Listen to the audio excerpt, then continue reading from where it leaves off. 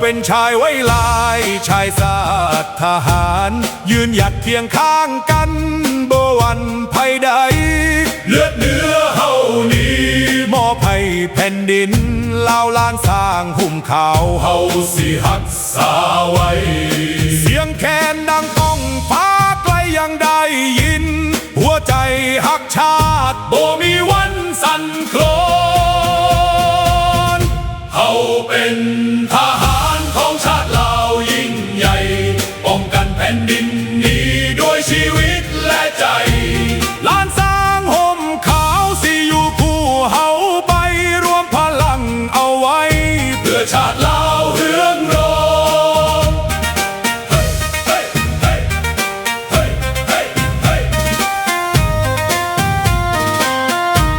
ยามศึกมาไกลเฮาบ่เคยถอยยืนหยัดต่อสู้เพื่อคนลาวทุกคนจากภูเขาสูงถึงลำน้ำโขงทุกตารางแผ่นดินเฮาสิหักษาไว้คำสัตย์สาบานดังก้องในใจเกิดเป็นลูกผู้ชายต้องหักชาติยิ่งใหญ่ถึงสิลำบากหรือมีน้ำตากะสิยืนหยัดเพื่อลาวของเฮาเฮาเป็นทหารของชาติลาวยิ่งใหญ่ป้องกันแผ่นดินนี้ด้วยชีวิตและใจล้านสร้างห่มขาวสิอยู่คู่เฮาไปรวมพลังเอาไว้เพื่อชาติลาวเรืองรองเฮาเป็นทหา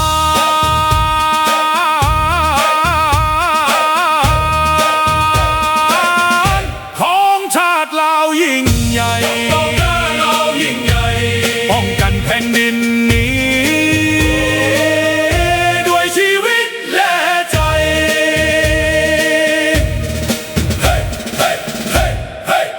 เฮาเป็นทหารก้าวเดินพร้อมกันทหารเหล่านั้นบ่ยอมแพ้ผู้ใด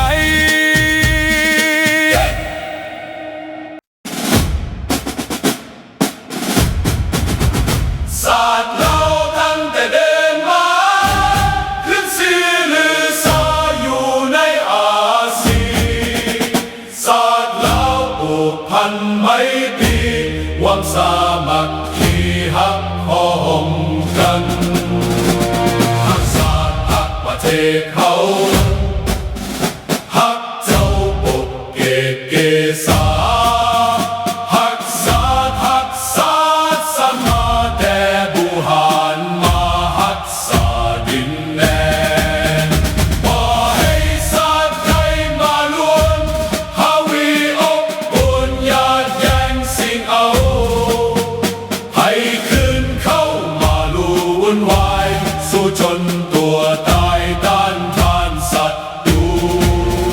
สวยเสพสู้เลือดเนื้อเสียเผาฟื้นฟูผู้เอาบรรเทาทุกข์กันหักศาสตร์หักศาสนาแต่บุหารมาหักษาดินแดน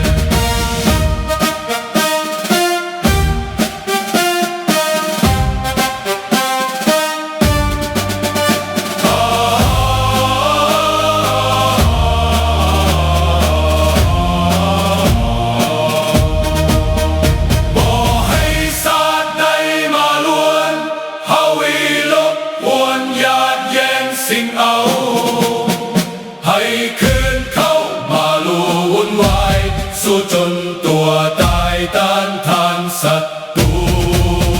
สวยเสพสู้เลือดเนื้อเสียเผาฟื้นฟูผู้เอาบรรเทาทุกข์กันสวยเสพสู้เลือดเนื้อเสียเผา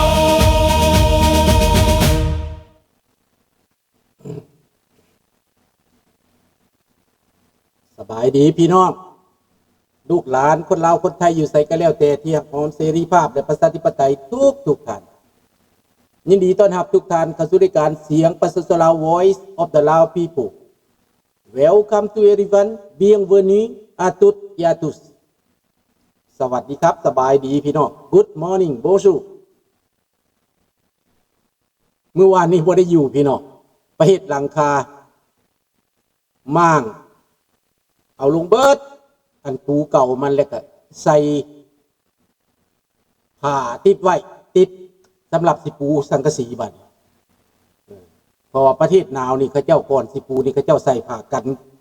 นั่นก่อนสบายดีรอนี่สบายดีน้องธนพรสบายดี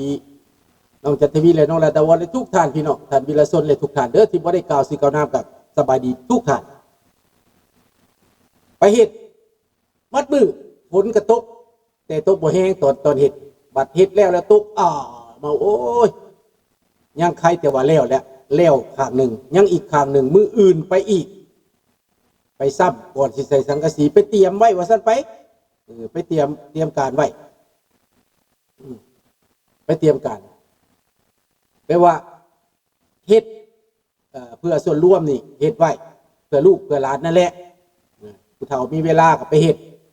ตอนยังเฮ็ดได้นี่ก็ต้องเฮ็ดเพื่อไว้ฝากไว้ให้ลูกให้หลานเฮาได้ส้มไส้ต่อไปเนาะข้าพเจ้าก็ดีใจภูมิใจที่ได้ไปเมื่อวานนี้ออกแข่งงานเบิดมือมาแล้วนอนสดเดียวเลยแจ้งเลยนะเมื่อยแห้งมันปัดปวดตัวเลยเนาะไปรอนไปเห็ดโจมาได้ทีหนึ่งสองทีแล้วไปเห็ด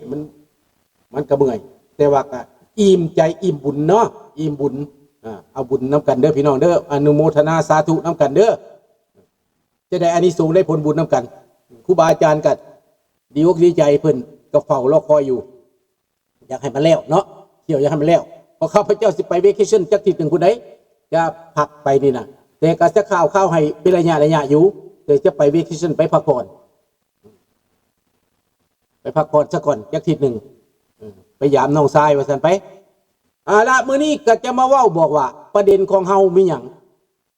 สบายดีพี่น้องคนไทยคนลาวและอยู่ทั่วโลกพี่น้องลาวในประเทศลูกหลานที่เกิดใหม่ในรุ่นที่บูจักเรื่องจากลาวนั้นอยากให้ลูกหลานได้เข้าใจเนาะสบายดีลึกมั่วเนาะสบายดีทุกท่านเด้อพี่น้องเด้อบัดนี้พี่น้องอยากมาว่ารัฐบาลลาวนี่เป็นรัฐบาลหุ่นเสิร์ชแก้วแดงหุ่นเสิร์ช2 สัตว์พี่น้องเห็นได้เจ้าว่า2 สัตว์หุ่นเสิร์ช2 สัตว์เป็นหมาพานให้แก้วแล้วก็เป็นหุ่นเสิร์ชให้รัสเซียเป็นหมาพานให้แก้วมาได้50 ปี70 ปี20 ปีมันอยู่ในป่ามันเป็นหมาพานให้เขาอยู่ในป่าล่าเนื้อให้เขาเข็นขาเล่าด้วยกันพวกนี้70 ปีมีแต่ความสัวเด้อสัวที่สุดประวัติศาสตร์ลาวนี่นะเป็นประวัติศาสตร์ที่ขมขื่นที่สุดพี่น้องลูกหลานผู้ใดบ่ได้ยินผู้ใดบ่ได้เข้าใจนะก็สิเป็นบ้าแหละสิหูหนวกตาบอดแหละประวัติศาสตร์อันนี้ลาวข่าลาวเป็นหุ่นเชิดให้เขาเป็นมาพานให้เขาหัวหน้าใหญ่ก็เป็นแก้วสุพรรณวงศ์กับแก้วไกรสอนแก้วคำไต่3 บักนี่เป็นหัวหน้าใหญ่หัวหน้าจุกหัวจุกประวัติศาสตร์ลาวเขียนใส่หนังหมาไว้โลดว่าบักสุพรรณวงศ์บักไกรสอนบักคำไต่บักนูหัก3-4 ตัวนี่แหละเป็นหมาพานให้แก้วแล้วก็เป็นหุ่นเชิดให้โซเวียตรัสเซียทุกมื้อนี้บักทองลุ้นก็ยังเป็นหุ่นเชิดให้รัสเซียและเป็นหมาพานให้แก้วอยู่คือเก่าเป็นหมาพานผู้บอกได้ไส้พังคนลาวจะเป็นล้มตายมันบ่สนมันบ่ห่วงมันบ่ใหญ่ใดๆทั้งสิ้นทรัพย์สมบัติลาวถูกปุ้นไปมันก็บ่สนใจมันสนใจแต่เมียน้อยมันสนใจแต่ผู้สาวน้อยมันแย่งกันกับบักสอนไสแย่งผู้สาวมันแย่งสแตกความเห็นแก่ตัวมันบักสอนไสกับบักทองลุนแย่งผู้สาวคนเดียวกันพี่น้องเขาว่าฟังเอาเด้อก็สิเป็นไปได้ไดเพราะว่าคนพวกนี้มันหูหนวกตาบอดมันหน้ามืดตามนมันบ้าภัยสังคมคนที่บ้าภัยสังคมที่เป็นประธานประเทศควรจะเอาไปประหารชีวิตคนเป็นนายกควรจะประหารชีวิตพี่น้องแต่ก่อนพวกเฮาบ่ได้ผิดหยังขนาดผมยาวซื่อๆใส่ส่งข้าบานซื่อๆว้าวบ่คือมันเอาไปขังไว้ดอนเท่าดอนนาง15 ปีพี่น้องสบายดีลูกหลานจากเกาหลีจากญี่ปุ่นเด้อ